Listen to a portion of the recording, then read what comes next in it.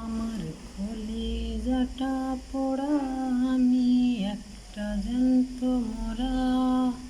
কি করে বাইসা থাকি আমি তোরে ছাড়া। আমার কলিজাটা পোড়া, আমি একটা জ্যান্ত মরা। কি করে বাইসা থাকি আমি তোরে ছাড়া। পাগল হইয়া পথের কিনারায় চোখের জলে দোয়া করি, পথেও না যাতে আমার কলিজাটা পোড়া, আমি একটা জ্যান্ত মোরা।